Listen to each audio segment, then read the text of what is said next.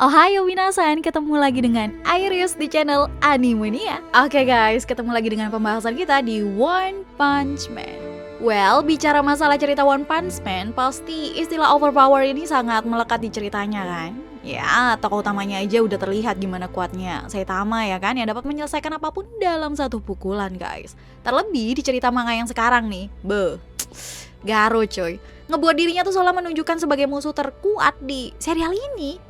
Tapi jangan salah guys, gimana pun unsur kekuatan luar biasa nggak cuma jadi pembangun cerita, melainkan para karakter lemah juga punya perannya masing-masing. Kita bakal ngebahas nih karakter yang nggak berkekuatan istimewa dan dimunculkannya cuma sedikit, tapi punya pengaruh besar dalam cerita guys. So, siapa sajakah mereka? Udahlah, langsung aja kita menuju ke kontennya. Let's go! Sebagai pembuka, ingatkah kalian dengan anak berdagu aneh di episode pertama guys? Itu loh yang semena-mena menggambar di dada monster kepiting yang bikin itu monster marah besar ya kan, dan ingin menghajar nih bocil. Nah, sama halnya nih dengan kita guys, Saitama pun juga berpikir bahwa dia ini adalah anak yang tampangnya tuh nyebelin. Ngelihatnya aja udah pasti kesel duluan ya kan. Ditambah kelakuannya pun sama isengnya. Monster lagi enak-enak tidur digambar seenak jidat ya kan.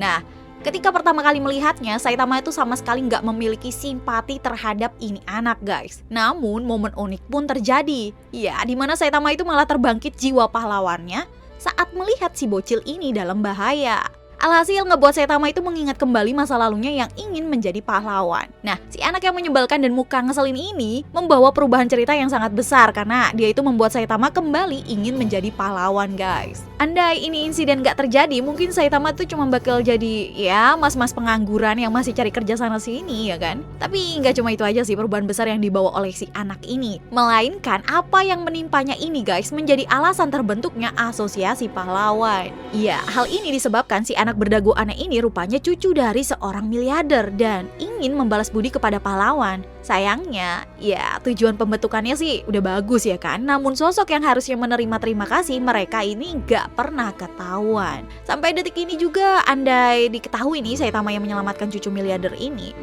udah jadi apa ya Saitama? Wah, miliarder juga kayaknya ya guys.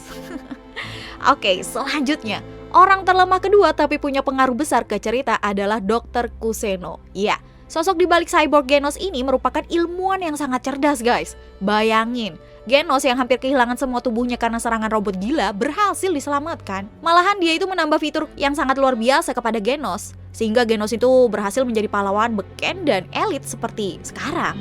Pembaruan Genos terus dilakukan seiring dengan sering rusaknya Genos dan terus bertambah juga nih fitur canggih miliknya guys. Sebagai sosok di balik layar, nampaknya Dr. Kuseno ini gak punya kemampuan bertarung dan gak mengendalikan kekuatan penghancurnya sendiri layaknya Metal Knight ataupun Child Emperor. Itu yang ngebuat dia itu lebih lemah dibandingkan Metal Knight dan Child Emperor, meski secara kecerdasan Dr. Kuseno ini gak kalah dari mereka berdua. Tapi itu gak mengubah fakta bahwa kecerdasan Dr. Kuseno menjadi penyebab adanya karakter Genos. Tanpa adanya Dr. Kuseno, ya gak akan pernah ada Genos juga. Termasuk kalau dia nggak cukup cerdas bisa menyelamatkan dan memodifikasi Genos guys, kita nggak bakal ngeliat tuh gimana interaksi menarik Saitama dan Genos.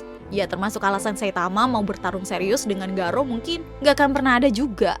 Oke, lanjut. Ketiga, ada nama Tareo. Bocah kecil ini terbilang sangat berpengaruh besar untuk menunjukkan perkembangan karakter Garo dan motif asli di balik sifat Garo yang sebenarnya. Tareo bocah yang lemah dan sering ditindas oleh teman-temannya guys, namun masih memiliki obsesi yang sangat tinggi pada pahlawan. Berkat pengetahuannya yang cukup pada pahlawan, Garo pun jadi mendekatinya, sehingga Garo menjadi memiliki banyak pengetahuan pada pahlawan yang akan dia incar.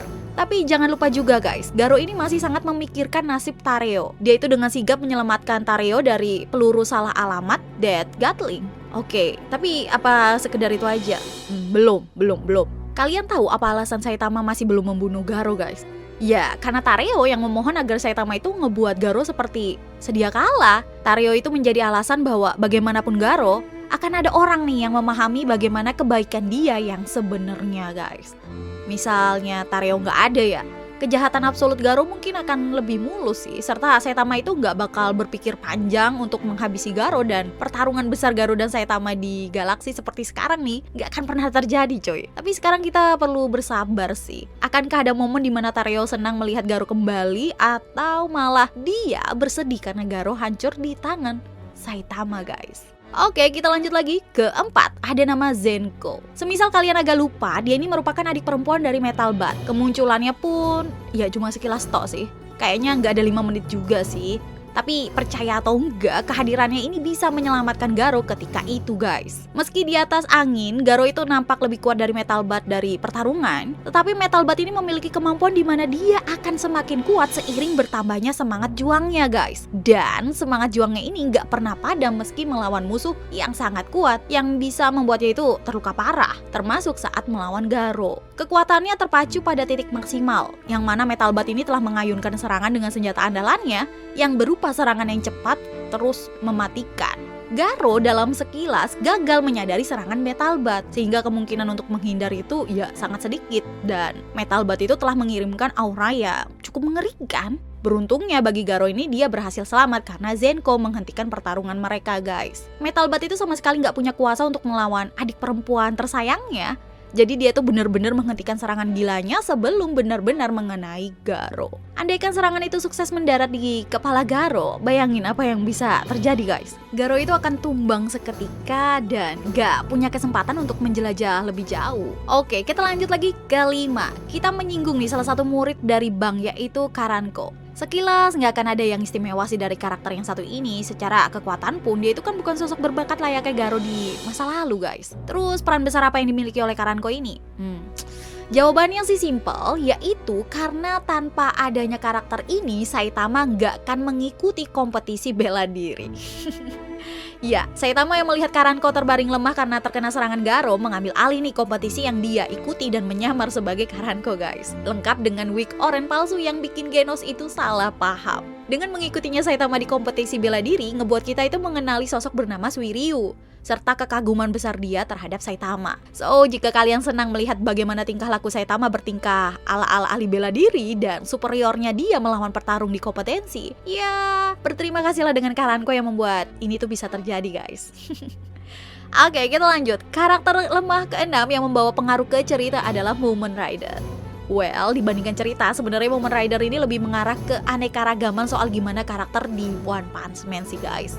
Ya, Mumen Rider ini bukan karakter super kuat, dia itu cuma menduduki pahlawan peringkat 1 kelas C dan nampaknya itu gak akan pernah bisa untuk naik peringkat karena kekuatannya yang terbilang udah mentok-tok-tok. Tapi meski demikian, dia ini sosok pahlawan yang sangat punya jiwa kepahlawanan yang luar biasa guys.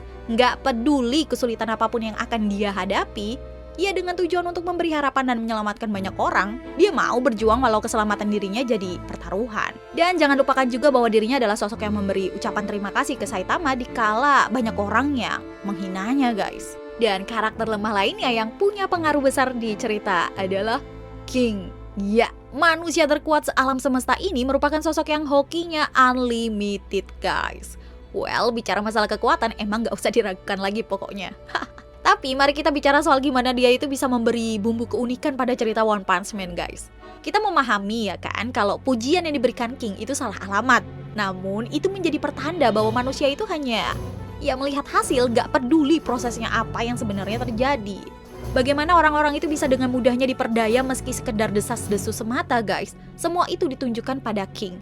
Tapi satu hal yang perlu diingat, King ini tetap melakukan beberapa penyelamatan penting dengan kekuatan dia yang kita anggap ya sekedar hoki aja guys. Mulai dari menyelamatkan anak yang diculik di asosiasi monster sampai menjadi penyebab Homeless Emperor kehilangan kepercayaan diri yang kemudian mati di tangan God. Coba kalian pikirkan kalau Homeless Emperor mampu melancarkan serangan terbaik yang kepada pahlawan kelas S, ya kekalahan mutlak akan dimiliki oleh pahlawan kelas S sekalipun. Jadi itu dia guys. Karakter lemah namun tetap punya pengaruh cerita yang sangat besar di One Punch Man. Mana nih yang jadi favorit kalian? Tulis di kolom komentar. Oke? So see you again next time. Adios, Caramelo. Stay safe everyone. Salam Animania.